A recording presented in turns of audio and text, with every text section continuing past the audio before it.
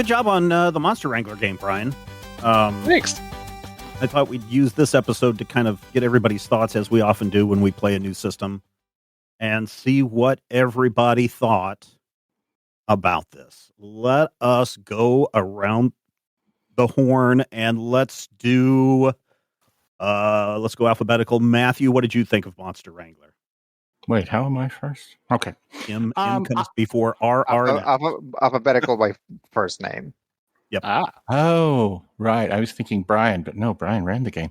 Brian, I'm actually impressed with how easily I was able to grasp some of the more difficult concepts.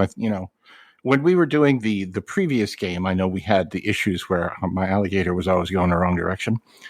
But I feel like this one, in some ways, kind of simplifies bits and pieces of that, although I'm sure, that's helped by the macros that were put in the system. But I also... This is a game that appeals to me because there are points where it feels like you get to a point in the rules, you're like, oh, well, we didn't think of that. That's always fun for me as a player because you get to that point where you're like, oh, man, what are we going to do? And then, as a unit or, Brian is like, well, I'll make the final decision, but we all get to kind of pitch something and go, well, what if you just caught fire? But of course, any game where I get to ride around on the back of a steam-powered Tyrannosaurus Rex, I feel like, that's a winner for me. 5 stars. Rob, what about you? You're a big Pokemon fan. Yeah, I love Pokemon.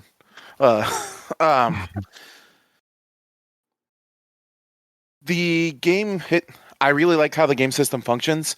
I think it runs into the same problem that I've had with every Pokemon variant or every attempt at emulating Pokemon as a TTRPG, in that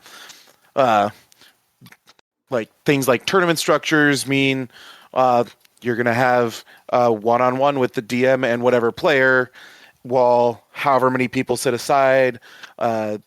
Things like with the bank combat where all of us had our 2 monsters out, so there was 8 monsters plus 4 players plus then all of the bad guys. Yeah. Like just the player side was 12 different turns. I don't think any of these systems are going to be good for the usual D&D party size. 4 already pushed it a little too much, and a lot of parties I've seen recently from anything is definitely more than that. Oh yeah, you're talking about other TTRPG groups where it's like 6 to 8 people in the party. Yeah.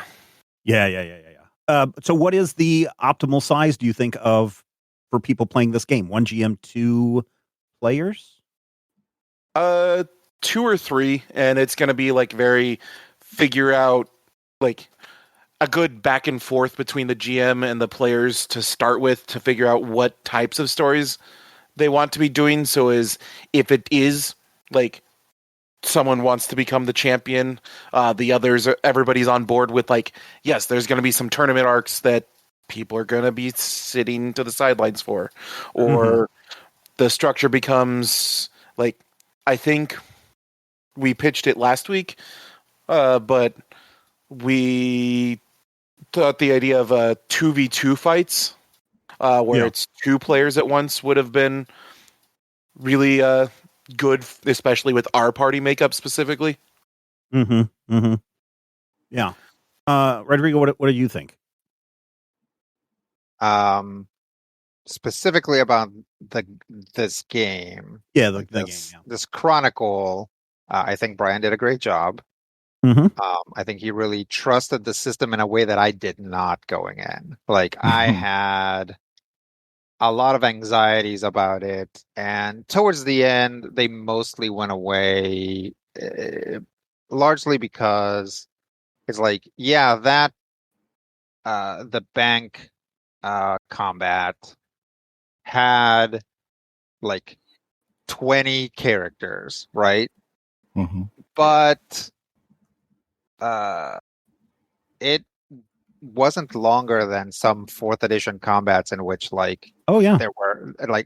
were like 10 characters, right? So it's like once everybody knows what their monsters are doing, it's actually not that difficult. As every game does, and especially games where there isn't a game master like facing part, puts a ton of work on the game master, right? Like when you're preparing monsters, you have to know what those monsters do, and there's no getting around the fact that you have to know them. Once you know what the monster's gimmick is, or generally what they're doing, I'm sure it becomes a lot easier. And we saw Brian get there in real time, right? From checking a monster sheet over and over and over again to running those spiders, I would say very efficiently. Yeah. So I think definitely Monster Wrangler has the sauce in that it has that good tactical, synergistic, interactive sort of combat that on the one hand can be broken if you go in trying to break it, or just kind of by accident you stumble on an interaction that works too well. But also has a satisfying mechanical aspect, which is something that I really appreciate in a game, like this, D&D 4th edition, Panic at the Dojo, Lancer.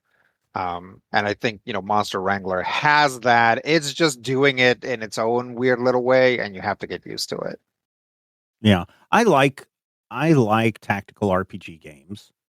I like sitting there before my turn trying to figure out, okay, what's the optimal thing for my character to do in this situation, and then Rob goes before me and I have to scramble at the last second to come up with something new. I like games where we all get to participate. I like games where we get to role play, and some people don't like role play, and nobody here, I don't think, hates role play or doesn't like role play. I think everybody likes to role play, but I know I've been in groups where people are like, no, role play is not big in our group, and that's fine. But I like the role play in this. I like him putting myself into all of these characters, whether it is a Gen Alpha or whether it is a drill sergeant or whoever. And I like the combat in this system. I think works really well. But I did say to Brian, I think it was not something that we recorded, I do not like the tournament system here, because as Rob alluded to, if it's a 1 VGM, everybody else has to sit there and do nothing for the entire time. And maybe that's fine for a lot of other people that are not recording a podcast, because they can go sit on the couch and eat chips or drink a beer, or sit in the corner and chat while the tournament part is going on. But I like to optimize game time. My time is always so short. My free time, I don't have any.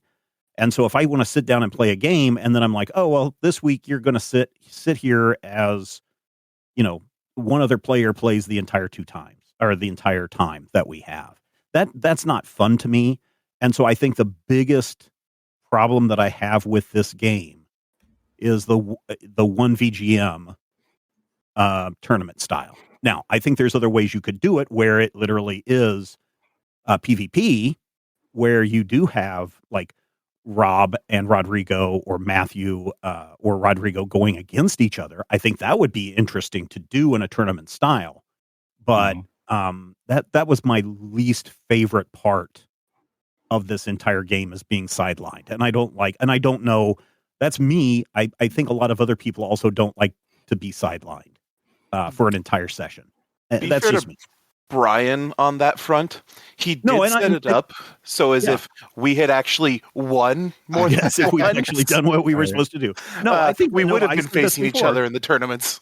I was as I said before, middle brackets, but I do like how Brian set everything up, and again, this is nothing against Brian, But I think that this is how the system kind of wants you to play, so that you're always just not fighting each other, but that you are going to have to fight other people in tournaments. And so that's a good taste of that. And that's just not my preferred style of play. And that's okay. That's me. Other people may really enjoy that. I did enjoy the battles. I do like that none of us talked about our characters with one another before the first game. Yeah. Right. So we come in and suddenly we realize, oh no, here's a monster that totally screws up things that we would want to do with our monsters. Rob. Sure. But that's also kind of the fun, right? Because then after, when we got into the big bang fight, when I realized, oh, I kind of want my creatures close to Rob so I can generate that more rage, or not to Rob, but to Fern, to generate more rage. That was when you start to see how you can synergize some of these things. So overall, I've kind of got a mixed bag on this. I would probably put this, and again, this is nothing against Brian. This is literally just the game system itself. I'd probably put this on the lower half of the RPG games that we have played.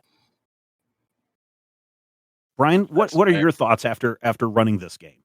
Yeah, I do have to kind of also give it a mixed bag rating. I think I would, probably rate it higher than what it seems like you may be placed it. But no, I had a lot of fun with this, but there are definitely a lot of weird idiosyncrasies with this. I think just everyone having their monsters around, and I'm pretty sure they specifically wanted to do their own thing and avoid having basically in-world Pokeballs or some other magical containment transportation devices for the creatures. But I kind of feel like you really kind of need to do that for the sake of not, especially, since by the rules, different characters are going to have a different capacity to have monsters around. So that's going to make things just, that does bring up a good question, right? I mean, certainly we're in the tournament, but if we don't have Pokeballs to put our monsters into, what happens when Rob is sitting on the bench right next to the field with Fern, and Cackles flies a little bit too close to the edge of the field and is within Fern's zone?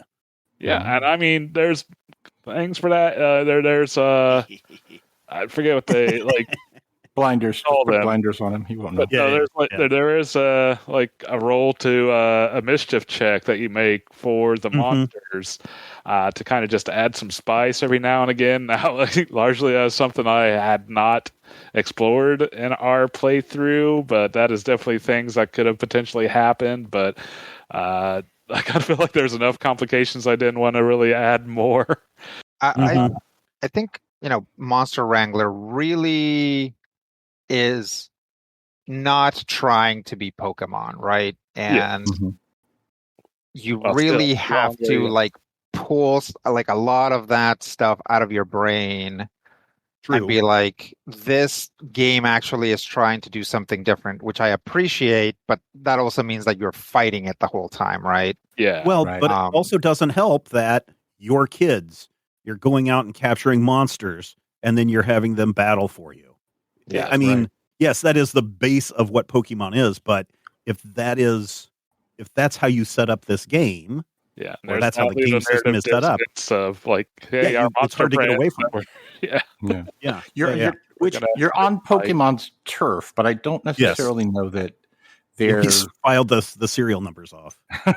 Well, it's not even as differentiated as you would expect it to be, because Rodrigo's right. It's not Pokemon, but there are points where it's obviously influenced enough that if you don't know Pokemon, you might actually miss bits and pieces of things. Because I got nothing on Pokemon. I saw an episode of it in the 90s. But there are no, I can't even pronounce them all. There's one that has 3 heads though. But I also feel like, if you're kind of having to weave and bob through that, where we want to make sure that people who want to play a Pokemon type game know that this is out here and it's in that same genre, for lack of a better word. But you also, I feel like it maybe doesn't like carve enough of its own individual turf, individual to say this is what's different, or this is what will stand out for you that's different than a Pokemon. Yeah, it's hard to avoid looking in that mirror and not seeing a Pokemon looking back. There is one thing that I want kind of everybody's feedback on, because it really kind of popped up a couple of sessions ago, I think, when Snickers got taken down, and then again in the final game where Cackles took down the slime. Is it a slime guy? The Amorph? The Amorph? Yeah, the Aspic. Ugh, gross. It had carrots and bits of grapes floating in it. Hot dogs and yellow jelly. There is this idea that these creatures can die. Yeah. And the characters can also die. And while you can play as adults, this game heavily encourages you to play as kids, often between the ages of 10 and 17. It could have been really bad if Samuel or somebody else got clocked really hard and died. That to me is a little bit uncomfortable. I know some of you have some really big thoughts on child endangerment. But then again, we play Pokemon. What is the new one out? ZA or whatever that is out. Pizza, the one that comes out tomorrow. Yeah. So I don't know. What did you guys think about that, where you have children in mortal jeopardy?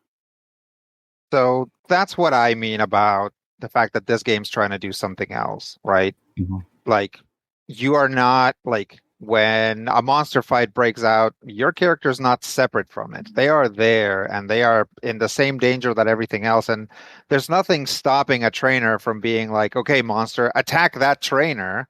And in fact, is probably, if what you're looking to do is win that fight, is not a bad idea. I actually heavily considered having Cackles attack Carrie during that bank fight. Yeah, that's why just to, like, I was hoping that Samuel could have gone up behind her and whacked her really hard. So the only issue that I have with it is, having read through the book, although not read through the adventure that comes with the book, so maybe that addresses it a little bit more, is that I feel like the book doesn't spend enough time kind of prepping you for that.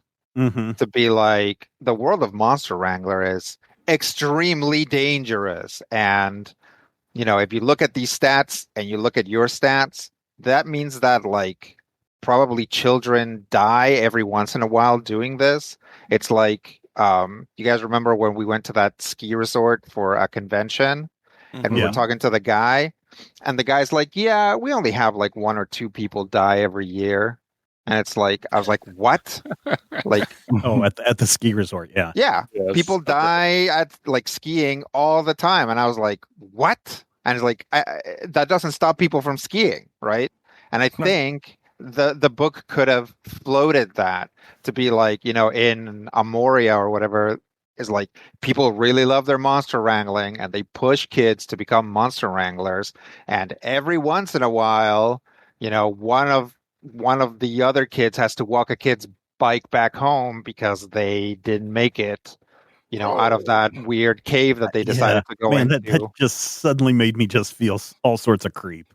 Yeah. So, but you can run that game, right? You can do that. Like, yeah, you can. Yes. We watched like Stranger Things, right? Which has like a decidedly, like, Stranger Things season 1, very dark themes. And the characters are like kids. They're like 10 or 11, right? Yeah. So, well, one of them's definitely 11. But so you can do that if ahead of time you're like, we're going to play this game. The monsters are dangerous. The kids are in peril. And the adults have kind of decided that if you lose a few kids every year during monster adventures, that's just the risk we take in our national pride as, like, the monster country that one time beat the robot country. Yeah. Pokeball, never used. Oh, man. Yeah. We could make a monster that's like the spirit of dead children. Say what? I mean, yes. Right? But okay, so let me be the devil's advocate and flip that around the other side. You don't have to make the game be where kids or Pokemon die. They could just be really exhausted and have to go to the hospital, and the Pokemon have to go to the farm to heal forever and never have to deal with death. Yeah, I pretty much said from the beginning, I'm pretty much just taking character death off the table. I wasn't even bothering with injuries for quite a while, other than just that very last fight where it could have mattered, but totally didn't. Well, but kind of swept the tournament. Yeah, but thank you. But is that the intention of the game, right? It's like we talk about some of these mechanics, and it's like it's kind of crazy that, you know, like Rob's character and my character had the potential to have 3 monsters with them. It's like, well, is that possibly because one of those monsters can easily die, and then it's like, okay, well, now I'm back to 2 monsters on the lookout to get a 3rd baby monster, right? Yeah, I think that's why there's, like a breeder class, so that you can have like a escalating, you can have a place to put your monsters too if you catch more monsters that you can handle. Yeah. This is not a 1.0 version of this game, is it? Or is it? I mean, it's 1.0 version. It's the only edition I'm aware of this game. Yeah. So, I mean, so no errata, none of that has been released. So I think for a 1.0 game, I think this is pretty solid. Yeah, I definitely see a lot of potential here, and they seem to be working on additional stuff. The game company does have a Patreon that they release some extra stuff on, and they mention mention future supplements in the works. So I'd really hope that they continue to make stuff, and that'd be my ultimate wish, is that hopefully there's eventually a 2nd edition that kind of maybe addresses some of these concerns we have. This is Blackout Games is the company that puts this out, and I will say that it seems so. Those of you who understand game mechanics more than I, so that's everybody. In the new supplements that have been released, especially in the bank robbery one, we had the little starfish guy show up, and that is from the most recent Patreon exclusive. Yeah. Is there power creep going on? Is there weird power creep going on as they start introducing more of these monsters to where at some point you don't want to play a Pikachu? I think there might be. I mean, like a lot of Rodrigo stuff came from a supplement, and even a homebrew monster, and there seemed to be some things there that was a little bit more powerful, maybe, or just maybe it just happened that we got lucky on some interactions that. I think if you go through the book, like the original book, right? It's like we are new at this game. Like there are a lot of like actually really powerful interactions that we did not touch on because nobody picked that monster, or because we didn't pick like a particular secondary trait that is meant to like really synergize with some aspect. Some of the new stuff but like sort of like, for example, like the Fern Key is a is a supplemental monster, right? Yeah, that's true. That's also from the Patreon.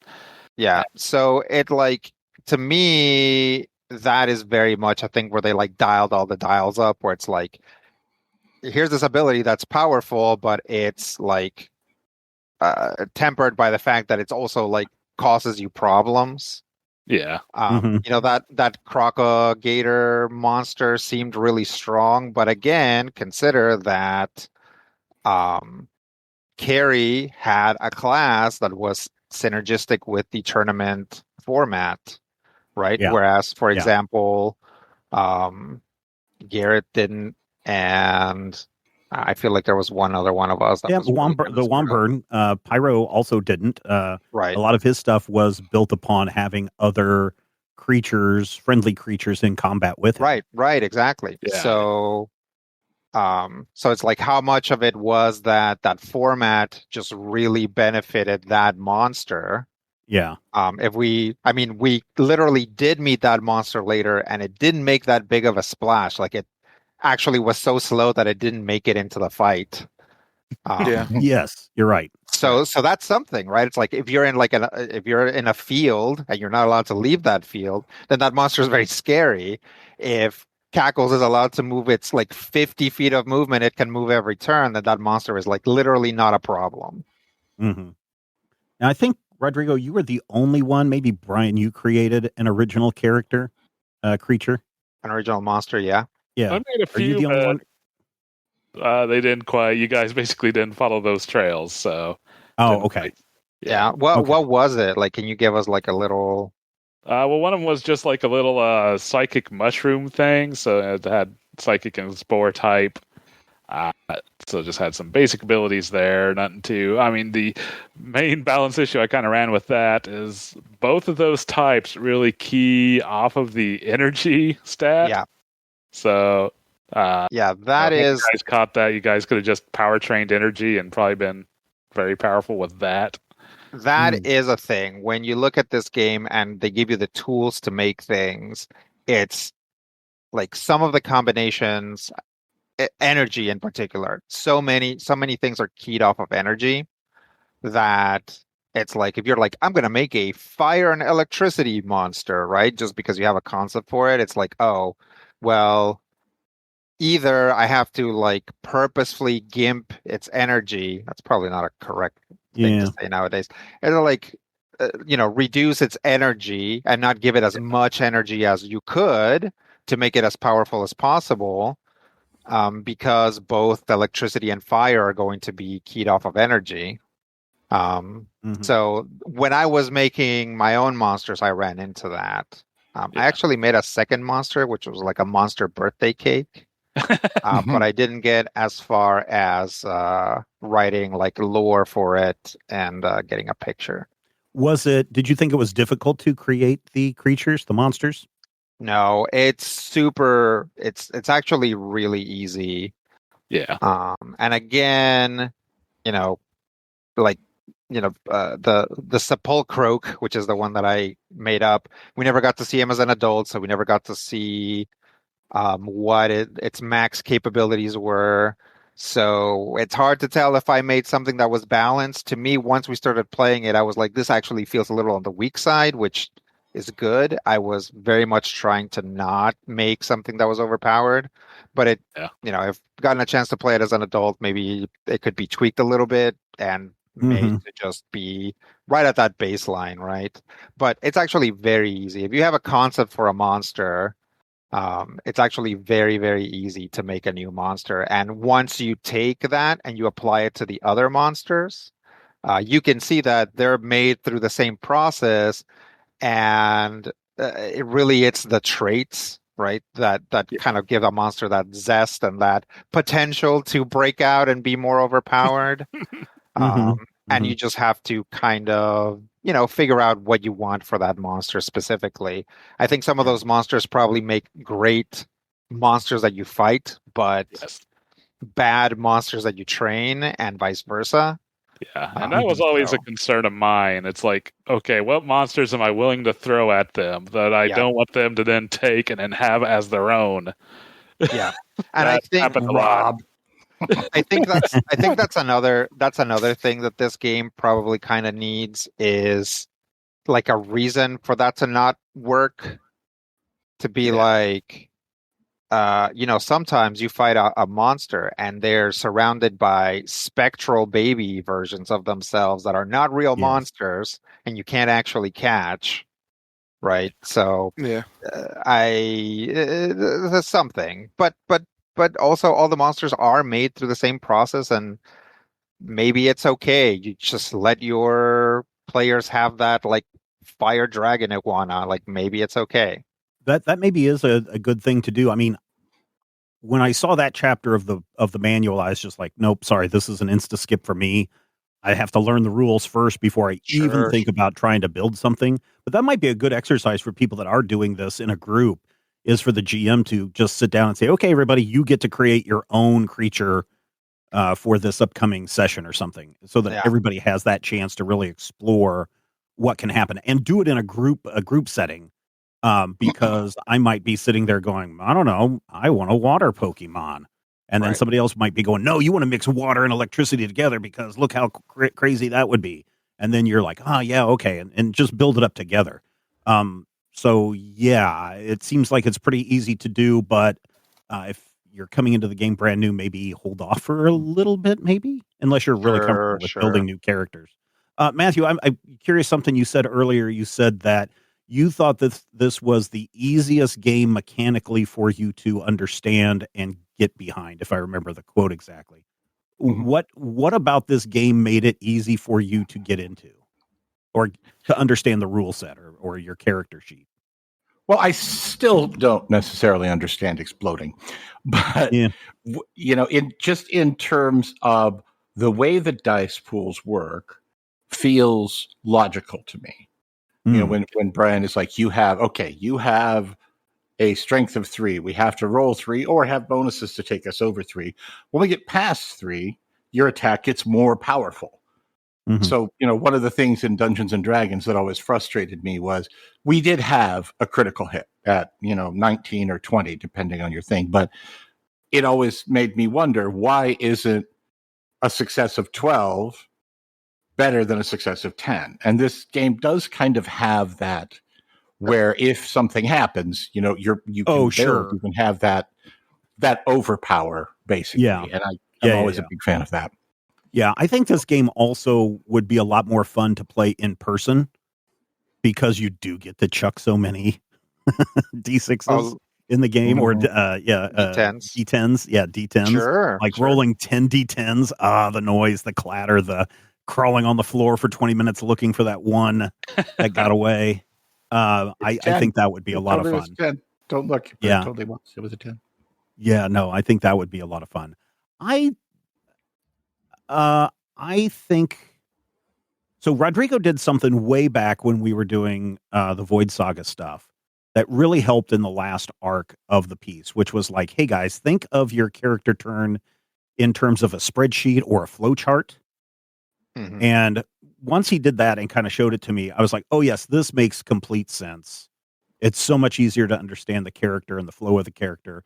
And I tried to do that on this one, where it's just like, okay, first thing, get your free clearance thing, then generate your rage, then do this. And so it is very step-by-step oriented as far as what you're going to do. And if you know how much rage you have, that of course narrows down the attacks that you can do. And then you can decide if it's worth it to do that attack or hold and get more rage the next round. So I agree with you, Matthew, that once you understand the rage and the bonus dice and the exploding dice, then it suddenly becomes a lot more interesting to gamble your turn with the roll of the dice. Now, Rob may have mathed it all up and said, actually, the percentage of chance of you getting this is this. I don't know if, Rob, if you went that far down the rabbit hole on this or not. No, more dice go clacky, make bigger numbers. There you go. There you go. What else? What other things did you guys think about this game? For me, the points where, like, we had an episode that was basically Rob in combat, and I really enjoyed that. I mean, it didn't necessarily have the cinematic moment, or kind of it wasn't something where I was sitting here and going, I'm bored. I was listening to Rob play. I was watching the thing go. Sure. And my wife has a concept that she's really huge on because she's on the TikTok, but she calls it parallel play.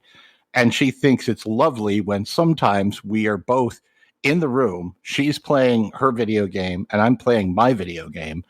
We're both perfectly content. We're both perfectly happy. We're not necessarily directly interacting, but we're both having fun and we are together. And I think that concept really made those episodes where, like, Rodrigo's last big blast in the tournament, that was something I was listening to all the way through. Never, and it was nice. It was interesting. That's an experience from tabletop gaming and RPG gaming that you don't always see in a live play environment, especially as Yeah. Rob alluded to, So when it's that 16, is- 17, 19 people on board. So Yeah, so that's one of the problems that, and Brad and I talked about this at length multiple times on GM Roundtable and in other places. When you are doing something for a podcast, sometimes live play, when you're saying I move over here, doesn't mean anything to anybody listening. And so you have to really describe, I'm going to run 15 feet away from the creature, or I'm going to run to the center of the ring. And you have to think, all of us have to think more descriptively when we are talking about what's going on in our combat. Otherwise, it's like, I'm going to spend 5 rage and I'm going to do my bite attack and I just move here and bite. And that does not really descriptive. And so, I mean, it is the game and that's how the game plays. Yeah. But for someone listening at home, oftentimes I get the idea that, oh, this is not maybe as exciting as it could be. And so I was going to pitch this, but I decided against it because we were all still learning the game and I didn't want it to be a distraction from the actual tournament play. But I was going to pitch that 2 of us, either myself or Matthew and Rodrigo, be the announcers. I had the same idea. Color for one of us to do play-by-play and the other one to do color. Yeah. Yes, I had that exact same idea. So if Rob is like, Fern moves here, and it's like, oh, that's a gamble move to see the Tofurky run across the field like that. I wonder what the play is here, Carl. And then, somebody chimes in like that. I think that might have, as I was complaining, I know Matthew said, I'm content just being with people. I think that may have made that part, it gives me purpose when I show up to a game, but I'm not playing. Does that make sense? Right. Yeah. So, yeah. Truly, well, I'm glad, Rodrigo, you and I were spectacle on the field. I'm glad, Rodrigo, you and I were on the same page on it. But again, I didn't want to pitch it just because I didn't want to cause problems. Yeah. For the exact same reason I didn't pitch it either. I thought if for some reason, Stephen, you wanted to make 50 times more work for myself, that's something that could be done in post. I thought about doing that too, but I was just like, nope, not going to. But no. So that aside, you guys have brought up a lot of stuff that I want to talk about. Sure. Where do you want to start? So let's start with being in the same place. It is like, I don't want to like fault anybody or downplay anybody's feelings. If you were to show up to a game and then your character sits in the bleachers for 2 hours or 3 hours or however long, right? And if you feel frustrated by that, that's perfectly fine. But I am definitely at a point, like there was at least one game where Narcissus didn't play, right? I think each of us probably had at least each of us have had one full session where our character didn't play. And so I was happy to be there and to kind of watch in character as Narcissus, and every once in a while throw something out, but not too much because you also don't want to like interrupt things. Right. So I think that is something you can do, and I think there's a lot of like role play, like real role play theater kid babies out there. Sure. And I mean that in the best possible way, who I think would enjoy that, who I think might enjoy watching other people in character while they are also in character, and I do their thing. I think we all did that to an extent, more or less, even if it was just go for it or oh no, or that kind of stuff. While I'm here, I'd also like to point out that I think everybody made a lot of strong character choices that I really enjoyed. Yeah. Yes. Obviously, Samuel really, I think, stood out to me, being like a food insecure kid, like, and all the clear issues, like just below the surface that he was having. I enjoy that, like when Rob, when Toby lost, that he just kind of disappeared for a while, which is classic Rob of being like, I have made a decision, a strong character decision for my character. I will not talk for the next half an hour. It's like, Rob, this is an audio podcast. Yeah. Sorry, you were going to say something about... well, no, I was going to say, well, two things. I want to back up. Yep. When you're talking about being able to sit there, don't get me wrong. Yep. I enjoyed watching you guys play, but I also wanted to play. Totally. At the same time, though, knowing how Rob tries to maximize his characters in all of their situations, like when Rob's out there, I'm paying attention to what Rob's doing because it's like, okay, what is the technique he's using and how can I use that when I bring out my character, when it's my time to do something? So it is interesting to see how everybody game plays in that situation. So did you add something else that you wanted to say and address here? I'll come back around to the character bits here in a minute.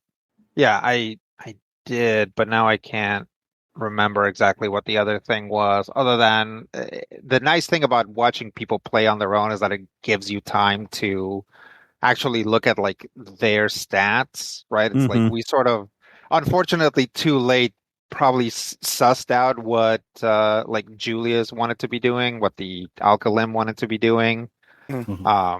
And that only came about because, the rest of us weren't trying to juggle two monsters at once. So we were able to kind of look at what Matthew was doing. And that went for all of us where we were like, oh yeah, this like vine lift power does this and this, but gets turned off by this, and kind of having that in mind because we saw it showcased on a one-on-one fight. So that was interesting. That was kind of an interesting exercise. Yeah.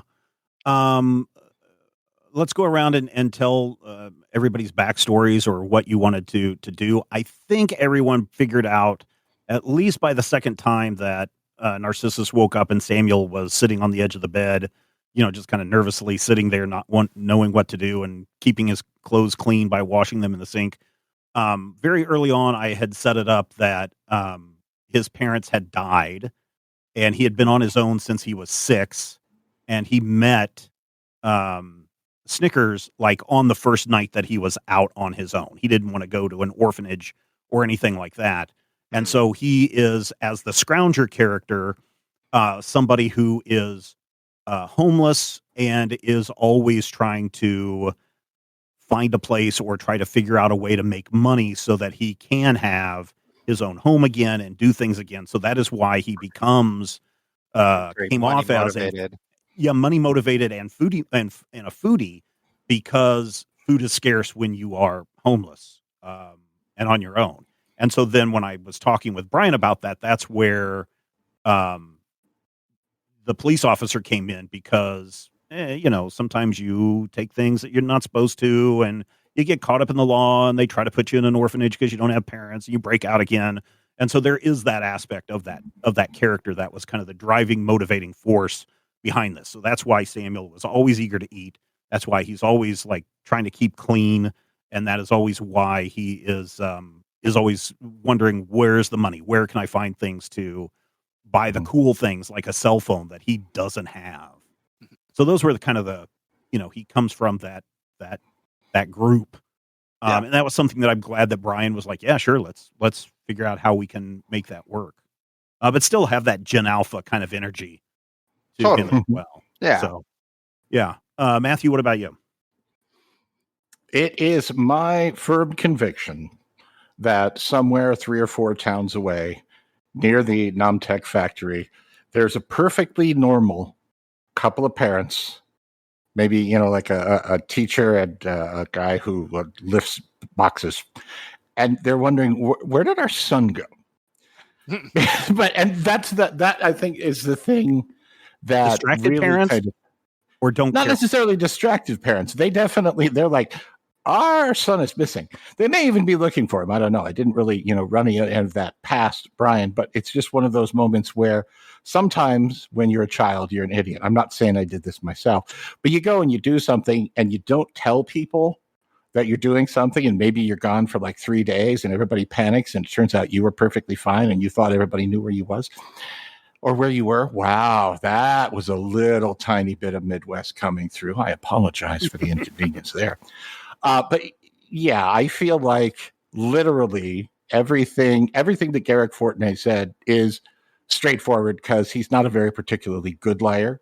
And while he's kind of clever, he's not particularly shrewd. So yeah, he literally found a monster, was like, oh man, there's a whole lot of this one left, built it, and then went off to have an adventure without really thinking about the consequences of that. So, you can imagine 2 or 3 episodes down the line, some angry parents showing up and dragging their feral child back and making him go to school again. I'm also curious because both you and Rob took a trait. What is it called? Not stupidity, but it's basically like Loudmouth. Loudmouth, I think is what it is. Is that what it is? Where it's like you can retire from the fight, and Rob was like, "No, I can't. I've got this overconfident trait." Overconfident. Yeah. So I found it interesting that you and Rob both took that as a to put some as a flaw. Yeah, as a flaw. And I don't think that ever really came into play in combat for me because not for you, but certainly for Rob it did. Yeah. All of our combats for Rexo specifically went, oh, this one went really well. Oh, no, this one went really badly. And I think I'm like 3 for 2 in this one was really easy and, oh, no, I'm dead. So, yeah, but I took that specifically to offset another character thing that I had taken. I did not realize that that I would never actually use it. The mischief check. I actually took a perk that gave me a +2 to success value on any given mischief check. Mm-hmm. So I didn't know what a mischief check was at the time, but I figured this will probably come up. So I wanted to kind of balance those out where overconfident, but it also means that when you get into those situations, overconfidence can sometimes lead to accidentally sort of bullying your way into success. Just, you will fall before my dinosaur. Oh, crap, will we? Rob, what about you? What's your character's background that we may have missed in the story? Oh, no, there's no missing anything. I was as blatantly Ash Ketchum as I could be. Like, to the point where when I told John what I wanted to have for your character avatar. for my avatar, it was I just need palette swap Ash Ketchum with this thing instead of a Pikachu. Like he's got his mom back at home doing whatever she actually does when she's not on screen. Like every single beat is like, I'm totally not Ash Ketchum, guys. Wink, wink. Yeah. Meanwhile, Rodrigo's the one that ended up with Togepi. So, yeah. Ash didn't end up with Togepi. Misty did. Yep, that's right. All right, Misty. Tell us about anything that we need to know about Narcissus. The name's a little on the nose, but yeah. Yeah. Everything you wanted to know about Narcissus. So first off, I came up with the name Narcissus Mandragora because I thought that Dutch might die in the Call of Cthulhu or in the Actum Cthulhu game, sure. And I was like, if I have to come back as a wizard, I need to have a wizardy name. And then Dutch didn't die. The spoilers. And so I was like, well, I still have this name, so I made a little boy wizard around it, like very inspired, like a little bit of Damien from the Omen, a little bit of like Clarion thrown in there. Yeah. I also made up his like some other members of his family. Oh, sure, yeah. The reason why he took a moniker is because both of his siblings have monikers. His sister Psyche Mandragora is the storm demon, and his brother Polyphemus Mandragora is the eye. Okay. Wow. I thought maybe you built your character off of the that little wizard guy from the Spyro's Adventures, the bald-headed guy with the eye shade. Is that his name? Yeah. With Invader Zim's voice, yes. Oh, sure. There is like, that's the thing is like I did kind of make Narcissus to be like a villainous character. Mhm. And once we started playing, I was like, that's kind of not gonna fly. Like, I don't want him to be mean to these guys. I took a flaw that was like his family, like he's like infamous. His family is like notorious for like making dark pacts with evil entities or whatever. Brian never hit me hard enough with that, I think. I kind of thought Ye- about ending the game with you getting a phone call from your family saying that they woken something up in the woods and need your help. yeah. But I So thought about, I just decided to make it a bit more just a positive. sure. There's just only so much room in a game to do certain Yeah, things. yeah. Well, sometimes. especially when we know it's a short game, a Yeah, short story. yeah. Where we have a limited time on this. Brian, I'm So- curious. I'm curious about all the horrible children that you created. Horrible children. I don't know. I just was coming up with different, kids, largely to kind of showcase some of the other classes that you guys didn't pick. Mhm. Yeah. Even more so just to showcase all the different monsters that then you all couldn't take. Right. Yeah. Oh yeah. So did you create any of those specifically to counter our characters and creatures? No, not really. I mean, about the closest is probably Nadia, just because you guys seem to have a lot of fire creatures. A lot of fire. So I feel like we need to have some ice creatures in here, but I didn't really look for things that would specifically, counteract fire abilities. It's just, let's get what do we not have here? There's a lot of cool desert monsters. Let's throw a guy from the desert here and have him bring some. Yeah. Yeah. Mm-hmm. Mm-hmm. So the final question then for everybody is, would you play this game again? Brian, would you GM this game again, or would you rather be a player? I would love to be a player. If someone else is willing to run this for me, that'd be awesome. Okay. All right. Rodrigo. 100% I would play this again. 70% I would run this. I'd have to really find an angle that I wanted to play with the game. And I mean, you guys have received and read through the dissertation that I gave you guys on Lancer. So obviously there would be a lot of there would be some serious Rodrigo to that game. You'd be picking up your own region. Yeah. It would be something very different, and I would be okay, for this game, I need you guys all to be adults because this is the direction that the game is going, or not. It would be something. It would be it would have a hard pitch of we are doing this. You guys are a traveling band, or you guys are magnificent sevening a town with your monsters or whatever. Oh right? no, that would be it would be it would be rad. So yeah, it would have to be something like that, and then see what you guys make or whatever. I think I'm 55-45. 55% would play again. I think it would depend on the pitch of the game, right? So if Rodrigo said, "Hey, I'm doing Magnificent 7 with Monster Wrangler," I'd be, yeah, that'd be a lot of fun. But I think coming back as a kid, especially with my concerns earlier on about, my kid could die, that's kind of horrible. Yeah. I don't know. It would really just depend. It's a good system. It's it's potentially a lot more fun. But I just don't know. Matthew?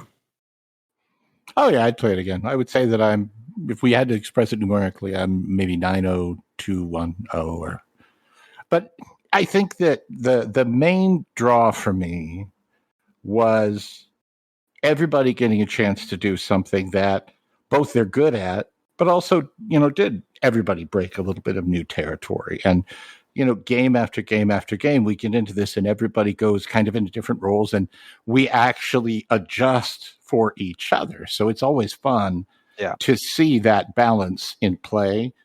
And a Monster Wrangler game with Brian as a player, given the absolute joy that Brian had trying to crush us with evil children and their evil monsters, I feel like that could be definitely something I'm on board for. But yeah, I'd play this again in a minute. What about you, Rob? Yeah, I'm at a 95%. I would play it again. There's that 5% like the game is getting pitched as like the exact opposite of what I want, or it's like, hey, I'm running this for 6 people. I'm like, you have fun with that. Yeah. If you're running Monster Wrangler for 6 people, then you need to have 3 trainers and 3 monsters. I could see that, right? Yeah. Yeah. I guess I didn't really have any, like, the bank combat was a lot of fun. I didn't feel like anything was slowed down by the number of players or anything, because we were all kind of tuned in at that point. That was like a lot of things. We were all familiar with our monsters by that point, and I think Brian was like, oh, like part of why some of these combats have felt this way or that way is because they're too small.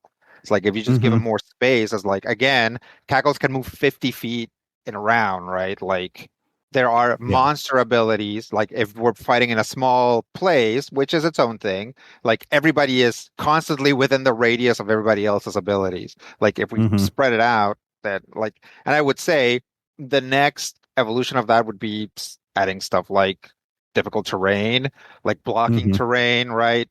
Stuff like that, to be like, okay, like force those monster interactions to not be 0 or 100%, to be like, oh, can I get like a 45% efficiency out of this thing that I'm trying to do here, and actually like put some English on Rob's turkey to get him to go in the direction that we need. Yeah. So Brian, good job again. Thanks for being a GM. It's always fun when you do these games, because you're really creative and come up with a lot of stuff. So I really enjoyed that. And this is an enjoyable game for a 1.0 game. This is really solid, and I'm hoping that people out there will check it out. Agreed. All right.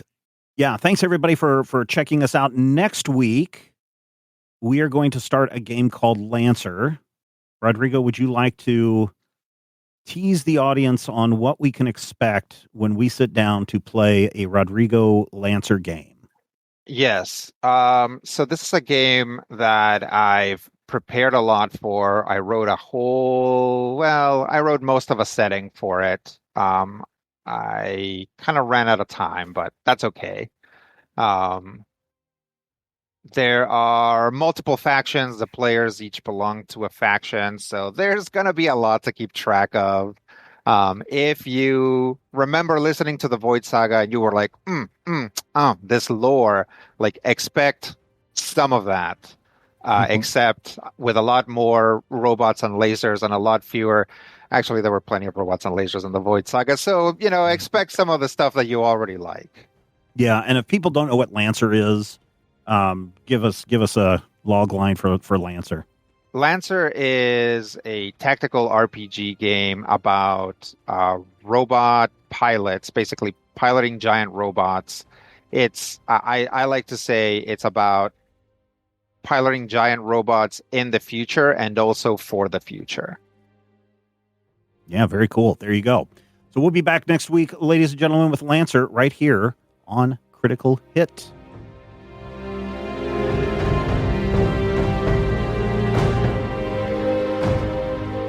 Critical Hit is a production of Major Spoilers Entertainment, LLC, and is produced and edited by me, Steven Schleicher. If you have thoughts, questions, comments, ideas, drop us an email at podcast@majorspoilers.com.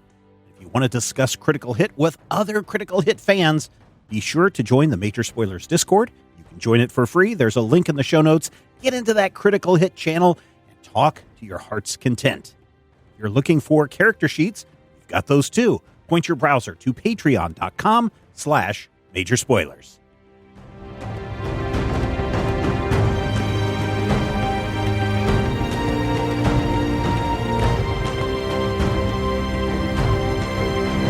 This podcast is copyright 2025 by Major Spoilers Entertainment, LLC.